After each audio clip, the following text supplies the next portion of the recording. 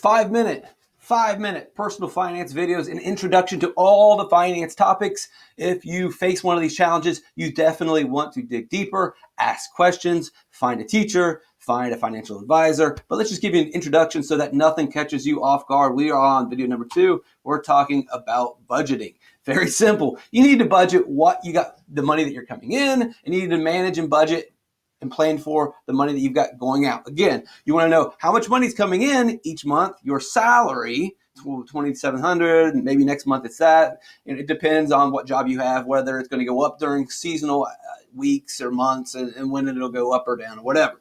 But you need to know what's coming in and then what's going out. Cell phones, internet, television. That's it. That's all there is to it. Budgeting is planning that you don't spend more than you've got coming in. So what's coming in should always be more than what's going out. There's going to be times, obviously, where there's going to be situations, but more often than not, you need to make sure that the money coming in, your salary, your paycheck, is going to cover all of your expenses, your gas bill, your water bill, your cell phone bill, your student debts, your rent, your food payments, everything that goes along with living in this life. And if you're really good at budgeting, you'll make sure that you're setting money aside as well. Not only is the money coming in covering all of your expenses, but it's also putting a little way to a savings, to life insurance, to health insurance, to retirement, if you're doing really well. And maybe you have a little bit of money left over on Friday or Saturday to have some fun. That's budgeting.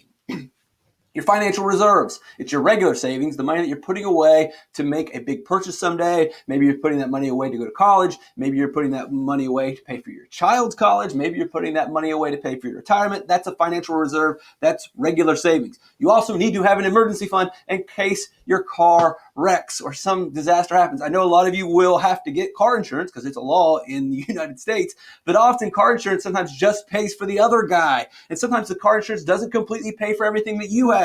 And if you need to get to work tomorrow, you're going to have to pay to get to work tomorrow. So that's why you have an emergency fund. Maybe there's some sort of health crisis where your health insurance or whatever's happening doesn't completely pick up the entire bill. Sorry, that's the way the world works. It's tough, but you just got to deal with it. And the best way to deal with it is to have an emergency fund. The government's not always going to bail you out. Mommy and daddy's not always going to bail you out. You are not only going to have to bail yourself out, but you're going to have to bail out your spouse, your friends, your family. And the only way that you can bail them out, the only way that you're going to be the hero or the leader is if you have an emergency fund set aside. I know it's tough, right? We look back at budgeting like, I don't even have enough money to pay for my internet. Well, then you've got to budget differently. You've got to make cuts so that you make sure that you're putting the money away each month into an emergency fund. Keeping financial records. Again, you just need to keep track of this. There's apps. There's tons of different computer programs. You don't necessarily have to work in a paper book and write things down and write in a checkbook anymore. It's the 21st century. It's really not that hard to do this. A lot of this is automatic. If you're using a debit card, a lot of times this stuff is automatic for you. You just need to make sure that you're looking at it and you have a good idea of the money coming in and the money going out. I'll say that again. You don't really have to do a lot of the hard work. You don't have to do a lot of programming. You don't have to input numbers, but you need to look at the numbers.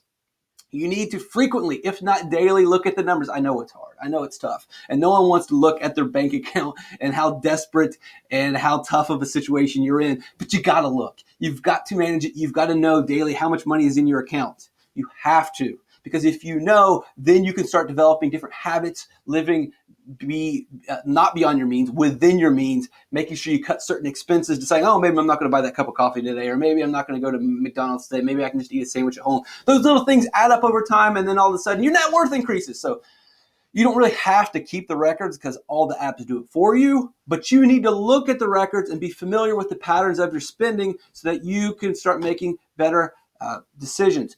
Taxes and gratuities, or basically taxes and tips. You've seen this on your bills before. So here is the tax they add. So just because you spent $31, well, technically the bill's not $31. It's $31, but then there's $2.7 for taxes. And then we're also going to add a tip on top of that. You can see here's a better example. You spent $8. Cool, here's my $8. Not so fast. $8 is not going to buy this. It's $8 plus the sales tax, which is 64 more cents, and the gratuity, which is a 18% tip. So actually, it's going to be $10.08. And you've seen this on every bill that you ever paid.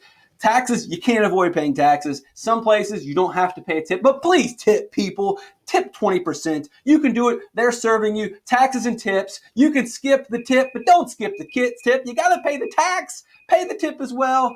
That's taxes and tips. Maybe you're a server.